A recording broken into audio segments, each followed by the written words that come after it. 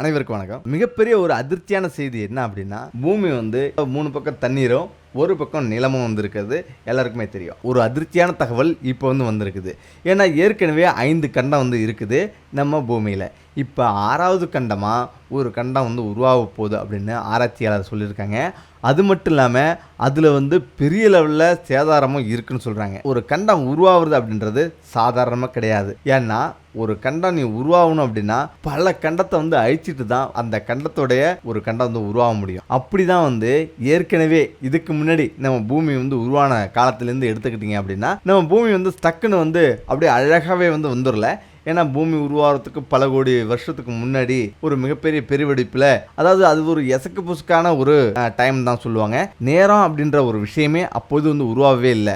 அப்போ திடீர்னு ஒரு தீப்பொறி அப்படின்னு சொல்லுவாங்கள்ல, ஒரு மிகப்பெரிய அழுத்தம், அந்த மிகப்பெரிய அழுத்தத்தில் உருவானது தான் வெடிப்பு தான் இந்த பெருவெடிப்பு, பிக் பாங்னு சொல்லுவாங்க. அந்த பெருவெடிப்புலேருந்து பிறந்தது தான் இந்த பூமி, இந்த உலகம், அதாவது இந்த அண்டசராசரம். அந்த அண்டசராசரம் வெடித்த பிறகு இன்னும் அந்த கார்னர், அதாவது அந்த பக்கம் போயிட்டே இருக்குது. வெடிப்போட தன்மை இன்னும் விலகிக்கிட்டே இருக்குது இந்த உலகம். அதனால் இந்த உலகத்தோட எல்லையை இன்னும் எத்தனை வருஷம் ஆனாலும் நம்மளால் கண்டே பிடிக்க முடியாது. அப்படி உலகம் விரிவடைஞ்சிட்டு வருது. பால்வெளி அண்டன்னு சொல்லுவாங்கள்ல, அதெல்லாம் விரிவடைஞ்சிட்டு வருது. சரி, இதெல்லாம் தாண்டி அதில் உருவானது தான் நம்ம சூரியக்கோளும். பல்லாயிரக்கணக்கான சூரியக்கோள் இருக்கிறது எல்லாருக்கும் தெரியும். அதில் சூரிய குடும்பம், மனிதர்கள் வாழக்கூடிய ஒரே ஒரு குடும்பம் நம்ம பூமி தான். இந்த பூமியில் மிகப்பெரிய ஒரு அழிவுகள்லாம் ஏற்பட்டு ஏற்பட்டு ஏற்பட்டு ஏற்பட்டு தான் இன்னைக்கு இந்த நிலைமையில் வந்திருக்கு. ஏன்னா ஏற்கனவே இந்த பூமி உருவாகும் போதே பயங்கரமான நெருப்பு குழம்பா தான் உருவாச்சு. தூசிகள்லாம் ஒன்று சேர்ந்து பூமி உருவாச்சு. அப்படி உருவாகி அதுவே நெருப்பு குழம்பா தான் எரிஞ்சிட்டு இருந்தது. ஒரு கட்டத்தில்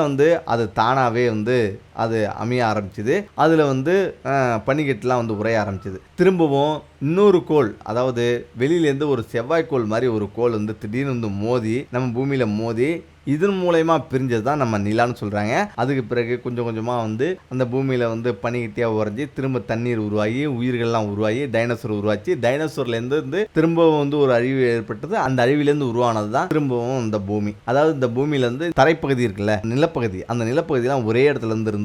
அந்த ஒரே இடத்துல தான் மனித உயிர்கள்லாம் வாழ்ந்தது. அதில் ஒரு கண்டம் தான் குமரிக்கண்டம். அந்த குமரிக்கண்டம் தான் அங்கிருந்து பெயர்ந்து அப்படி வரும்போது அந்த பக்கம் ஆப்பிரிக்கா, இந்த பக்கம் இந்தியா, அப்படிலாம் வந்தது. வந்த பிறகு ரொம்ப நாள் இருந்து திரும்ப பல்லாயிரம் வருடம் கழிச்சு திரும்பவும் நம்ம சங்க காலத்துல தமிழர்கள்லாம் வாழ்ந்துட்டு வந்திருக்காங்க. அப்படி அந்த குமரிக்கண்டத்தில் தான் மனிதர்கள் உருவானதா சொல்றாங்க ஆராய்ச்சியாளர்கள்.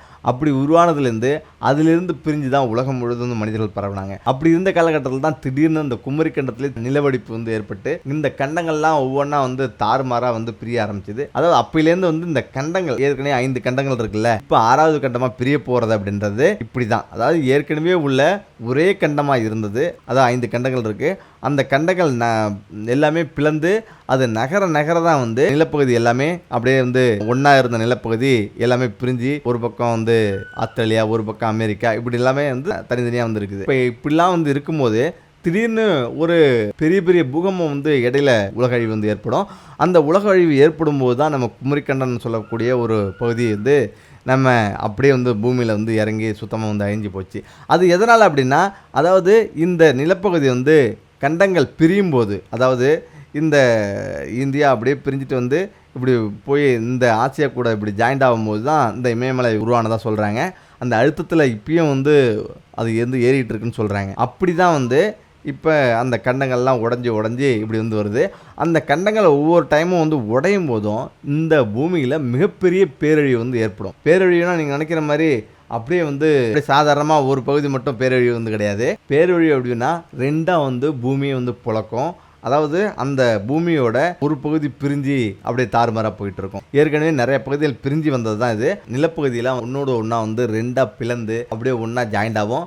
அப்படி ஜாயிண்ட் ஆகிற பகுதியெலாம் நம்ம தமிழ்நாட்டில் நிறைய பகுதிகள் இருந்திருக்கு. நிறைய பகுதியில் இப்போ சிமெண்ட்லேருந்து நிலக்கரியிலேருந்து எடுக்கிறாங்க. அதெல்லாம் இந்த மாதிரி பூகம்பத்தில் ஏற்பட்டு பூமி ரெண்டாக பிளந்து திரும்பி சேர்ந்த பிறகு தான் அதில் கடல் உயிரினங்கள், அந்த மரத்தோட இது கறி எல்லாமே எடுத்து நம்ம இன்னைக்கு பயன்படுத்திட்டு இருக்கோம். எரிபொருளாகவும் ஒரு வீடு கட்டுற சிமெண்டாகவும் நமக்கு பயன்பாட்டுக்கு வந்துருக்கு. அப்படிதான் இந்த பூமியில பலவிதமான பேராபத்துகளும் நில வெடிப்புகளும் ஏற்பட்டிருக்கு. ஆனா இப்போ ஆராய்ச்சியாளர்கள் என்ன சொல்றாங்கன்னா, மிகப்பெரிய ஆபத்து நம்ம பூமி காத்திருக்கு.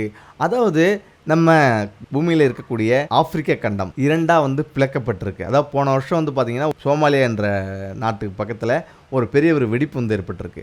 அது என்னென்ன ஆராய்ச்சியாளர்கள் வந்து அவங்க ஆராய்ச்சி பண்ணி பார்க்கும்போது தான் தெரியுது, அவங்களுக்கு மிகப்பெரிய ஒரு அதிர்ச்சி வந்து காத்திருக்கு. அதாவது 22 மில்லியன் வருடங்களாக வந்து பூமிக்கடியில் இந்த பிளவு வந்து ஏற்பட்டு, அதாவது பூமி தட்டு நகர்றதுக்கு வந்து ஆரம்பிச்சிருக்கு. அதாவது 6வது ஒரு கண்டமாக, அப்படி 6வது கண்டமாக உருவானா பூமியில் இந்த ஆப்பிரிக்கா பகுதியில் கண்டிப்பாக பாதி வந்து அழிஞ்சிரும். பெரிய பெரிய நாடுகள்லாம் உள்ள வந்து போயிடும். இதில் நீங்கள் சாதாரணமாக நினைக்கலாம், சரி அங்கே தானே ஆப்பிரிக்காவில் நடக்குது, இங்கே ஒன்றும் ஆகாதுன்னு நினைக்கலாம். ஆனால் அது மிகப்பெரிய ஒரு தவறு. ஏன்னா பூமின்றது எல்லாமே ஒரே ஒரு கோட்டில் வந்து பயணிக்கக்கூடியது தான். அங்கே எந்த ஒரு ஆபத்து நடந்தாலும் அதோடைய தாக்கம் மிகப்பெரியதாக வந்திருக்கும். சொல்லப்போனால் நீங்கள் வந்து அதோடைய அலை வந்து பெருசாக சுனாமி மாதிரி வரலாம்னு நினைக்கலாம். அப்படிலாம் வராது. வந்ததுன்னா அப்படியே பூமி வந்து அந்த சைடு அப்படியே 2ஆக பிளந்து அதில் உள்ள தண்ணீர் வந்து அப்படியே வந்து உள்ள போயிட்டு இந்தியாவே மூழ்கிற அளவுக்கு கூட வந்து தண்ணி வந்து மிதக்கலாம். இப்படி பல விதமான ஆபத்துகள் வந்து இருக்குது. இந்த பூமி வந்து கொஞ்சம் கொஞ்சமாக 2 பிரிஞ்சு அடுத்தது அந்த ஆப்பிரிக்க கண்டம் வந்து எங்கே பிரிஞ்சு போகணும்னு தெரியாது. ஆனாலும் மிகப்பெரிய ஆபத்தை நம்ம பூமிக்கு எதிர்பார்த்து காத்து கொண்டு இருக்குது. இதை விஞ்ஞானிகளும் அறிவியல் பூர்வமாக நிரூபிச்சிருக்காங்க. இன்னும் சொல்லப்போனால் இப்போ இருக்கக்கூடிய 5 கண்டங்கள் மிகப்பெரிய கண்டங்கள். இந்த 5 கண்டங்களை இல்லாமல் இப்போ 6வது கண்டமும் ஒரு கண்டம் வந்து உதிச்சிருக்கு. இப்போ 6வது கண்டத்தில் மிகப்பெரிய ஒரு தாக்கம் வந்து ஏற்படலாம். ஆனால் அதை பார்க்கறதுக்கு நம்மெல்லாம் வந்து இருப்பமான தெரியல. இப்போதைக்கு உள்ள நிலைமையில் இப்போ கொஞ்சம் கொஞ்சமாக அந்த தென்னாப்பிரிக்கா நிலப்பகுதி 2ஆக வந்து வெடித்து பிளந்துக்கிட்டே வந்துருக்கு. இதுவும் ஒரு பேராபத்து தான் சொல்கிறாங்க. இருந்தாலும் பொறுத்து தான் பார்த்துக்கணும். மீண்டும் அடுத்த வீடியோ சந்திப்போம். நன்றி, வணக்கம்.